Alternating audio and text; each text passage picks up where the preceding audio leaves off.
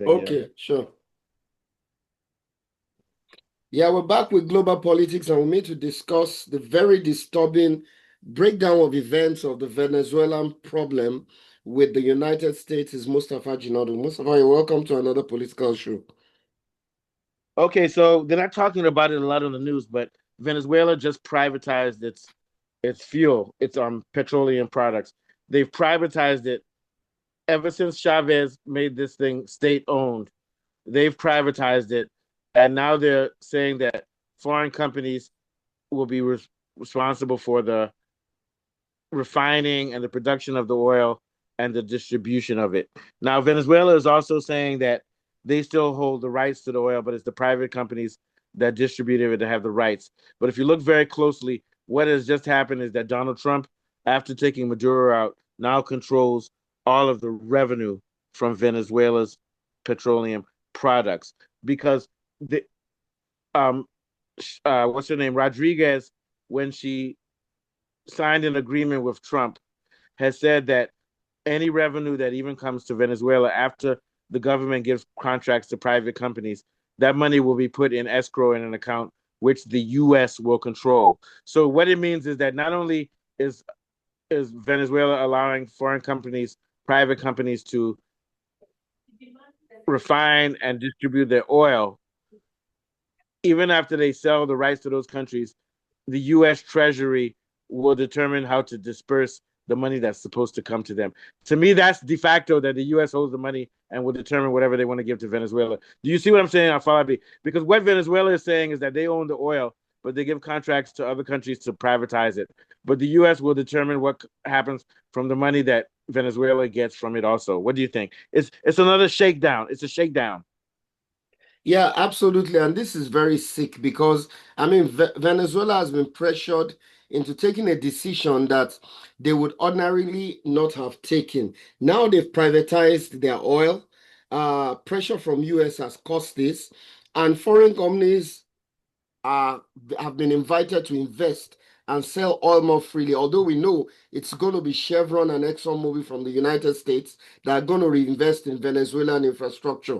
Now, most of the Venezuelan oil is heavy and expensive to produce, and they don't have the equipment. Some of them are obsolete, I dare say. So this will put them in a position of weakness as the US oil companies basically would take over most of these companies and invest in them and begin to control everything. Now, everything that comes in and goes out is going to be controlled by the Federal Reserve and the United States.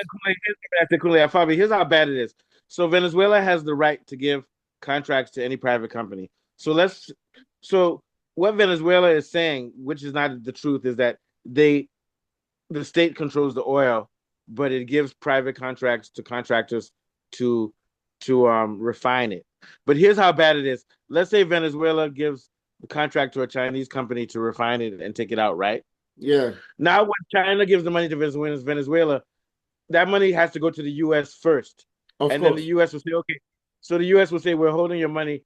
Here's what. Here's your money. But if the U.S. decides we don't want to give you your money, they don't have to. But we know that what you said is true. Chevron and Exxon will do it. But even if other countries they give other contracts to other countries, they now have to. That payment has to go to the U.S. Of and course. then the U.S. is the executive. So what? So in reality, um, Venezuela has no rights to its oil because if you don't have the right to the money from the contracts, it means you don't have the right to the money from the oil, which means you don't have the right to the oil. Do you see what I'm saying? This is mine, and I'm very angry, very angry. I know we're supposed to be an objective show, but let's call this what it is. It's colonialism, and I'm not going to blame Venezuela fully because the U.S. has a basically they have a gun pointed to Venezuela's head, and they basically told them if you don't do this, first of all, we'll put sanctions on you and you'll starve to death. And second, even if we don't do that, we'll bomb your country, kill your people, and you'll still starve to death. And it's so sad that even the colectivos and the Chavistas, who are hardcore socialists, are not happy because they're so hungry from the sanctions that the U.S. has put on them, and they're so afraid that the U.S. will bomb them and kill them that they're willing to play along. And this shows you that this is the end of socialism. It's the end of socialism because in the Western Hemisphere, socialism can still happen in Africa and countries like Burkina Faso because they don't have the U.S. there in their backyard telling them what to do, and China and Russia won't force them. But anywhere near America, they'll tell you if you try to become socialist and control your own resources, we'll just kill you. That's the Monroe Doctrine by Trump. So this is the end of socialism. And now Trump has told Mexico that if Mexico keeps giving petroleum to Cuba to avoid American sanctions, the U.S. will put sanctions on Mexico. I dare say they'll fight Mexico. So what the U.S. is doing now is targeting the last two socialist countries on earth in America, in the Western Hemisphere, Venezuela, by taking their leader and bullying them into getting into a deal where they basically give them their oil, and now they're threatening to choke and strangulate Cuba by punishing Mexico if Mexico gives Cuba fuel. Because as long as Cuba has fuel, they can defy America. This is a sad day. I'm very sad. I don't know what else to say, but I'm going to go back to what I'm saying. Basically, now the U.S. controls Venezuela's resources, and if the Venezuelans think that the sanctions are over, then they're fools now. Because once America holds their money and Venezuela's like, oh, we sold our rights to Exxon, but you're supposed to give us our payment. But the U.S. has to approve of what Venezuela is going to use their budget. And they can even say, we'll give you zero of your money back, which is why I wouldn't have jumped into this agreement if I were Venezuela, because the U.S. can say, since it's in our treasury, we're not going to give you one kobo because you're a terrorist nation. What do you think, Afolabi? Yeah, Venezuela is operating from a position of weakness. And like you said, this is so sad because, I mean, socialism, it's rest in peace. Basically, it's dead. And if you look at the Chavista leadership, being, spearheaded by Delcy Rodriguez, you would see that they are prioritizing survival over ideology. They are choosing self-preservation over socialism. And if you look at it, they have proved that whatever it is that they are fighting for, their revolutionary rhetoric has a breaking point. It has reached its elastic limit and it has broken. And you look at it, basically, all the Chavista leadership, they are puppets with titles. They really, it's like the case of a castrated dog that keeps barking but cannot bite. So Venezuela has effectively become a vassal state. And the Vasisa still sit in presidential palace, hold titles, but the US Treasury holds the debit card, which is the most important thing. It creates this kind of weird zombie government that looks independent, but on TV, but takes orders from the Washington on financial matters. So basically, every iota of sovereignty is gone. No, and you said castrated dog in the box. A castrated dog that says, I'm going to fuck you, but it can't fuck you. I shouldn't be making jokes. And here's the threat. And Now this that the has set a U.S. very bad precedence for countries like So Russia what and basically China. what the U.S. has told Venezuela is that you own your oil and you do private organizations, but we own the distribution of your money back to you. And what's going to Exactly. happen is that the U.S. will only give them enough money so that there's no longer a revolution. Because Of if they don't course, give that's them what any they're of that going to money do. back, if they don't give them any of the money back, the Chavistas will fight back. But we see what America's doing to its own country. It doesn't pay for its education. The U.S. cut federal funding for education.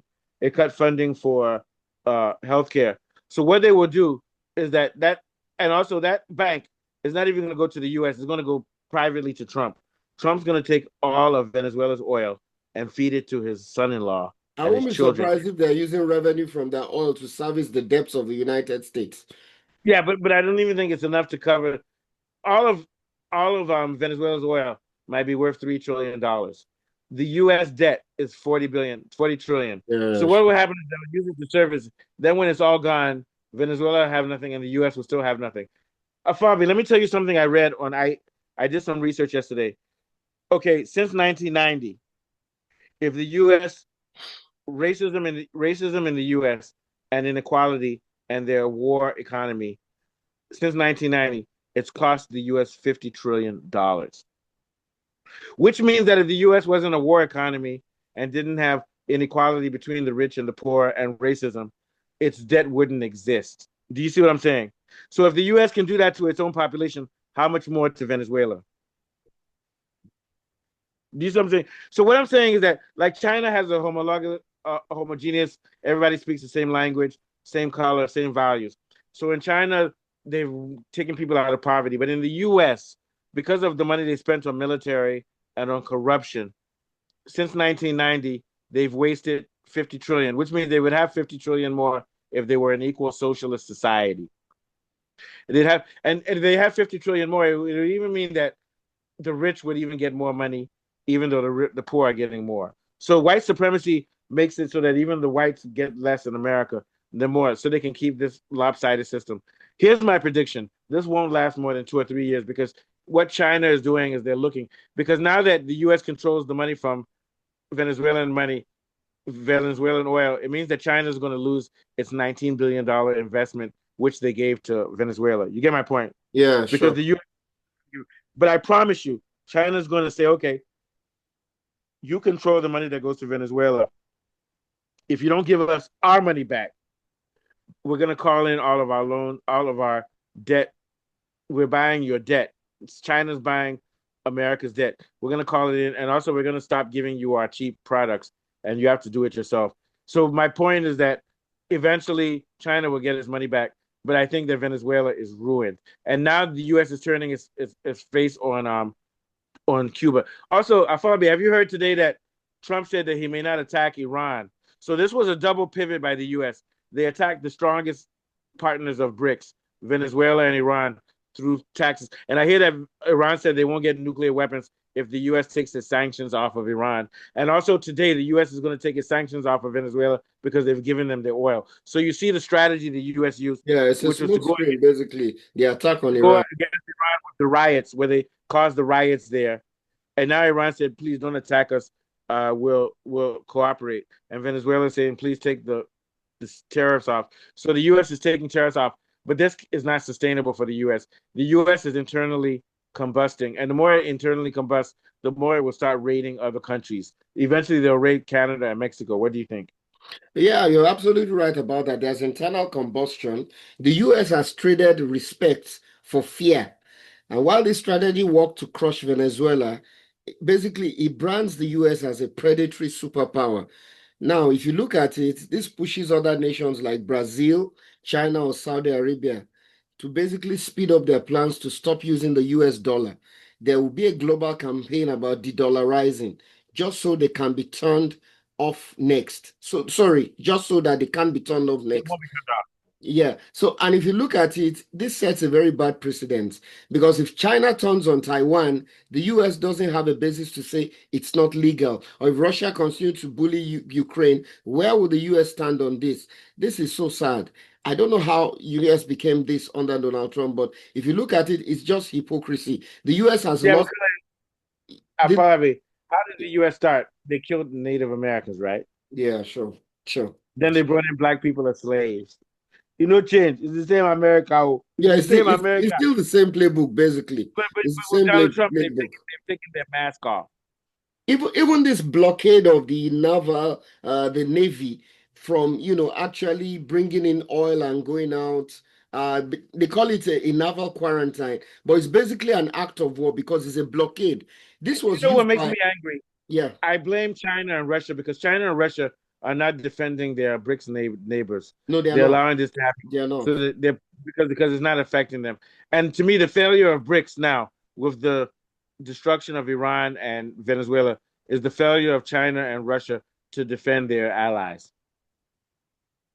Yeah, To defend their basically. And I don't know where this will lead us, but this looks like a catalyst for the Third World War, really. It so has, I was gonna say the same thing. it, Afabi, say your prayers. I'm Get your telling you, family ready. it's We're it's all not fucked. looking good We're at all all. fucked. This is We're like all it's fucked. just setting the tone for a third world war because And what makes it even worse is that Arsenal won today. yeah, that makes it very worse.